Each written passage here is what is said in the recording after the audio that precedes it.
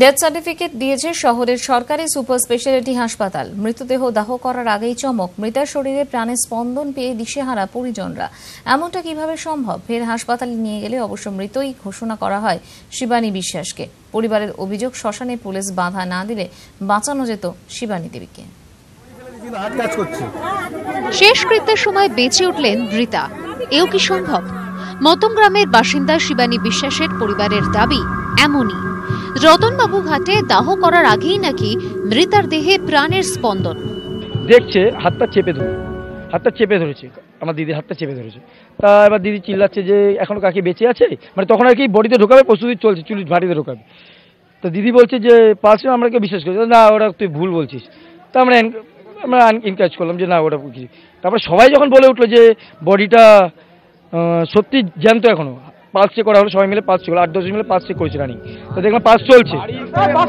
আরজিকর হাসপাতালে চিকিৎসা চলছিল। এদিন সকাল 7:15 নাগাদ হাসপাতালে মৃত্যু হয় শিবানী দেবীর।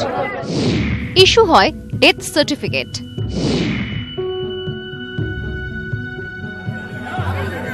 রতনবাবু ঘাটে শেষকৃত্যের জন্য নিয়ে যাওয়ার পরই চমক। পরের ঘটনা অনেকটা এরকম। মৃতদেহ ধরে রাখার সময় দেহে স্পন্দন অনুভব করেন পরিবারের সদস্যরা। শিবানী দেবীর আঙুল এবং পায়ের স্পন্দন অনুভূত হয় বলে দাবি। অন্য হাসপাতালে নিয়ে যাওয়ার তৎপরতা শুরু হলে বাধা দেয় পুলিশ। আরজিকরে নিয়ে যাওয়ার জন্য জোর করা হয়। আরজিকরে আনা হলেও হাসপাতালে ঢোকেনি শিবানী দেবীর পরিবার। মধ্যমগ্রাম পুরো হাসপাতালে পৌঁছন তারা। সেখানে আবার অন্য ঘটনা। আমার কাছে পেশেন্ট ব্রড ডেড এসছে। পেশেন্টের পালস বিপি তো না, পালস চোখের বিষয়ে কিছুই পাওয়া যাচ্ছে না। পেশেন্টকে আমি ব্রড ডেড দেখেছি।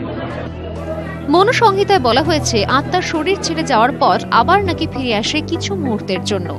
এতটাই মায়ার বাঁধন সেই ঘটনায়, সেটাই দেখা গেল নাকি এর পিছনে লুকিয়ে রয়েছে অন্য কোনো রহস্য? নিউজ 18 বাংলা।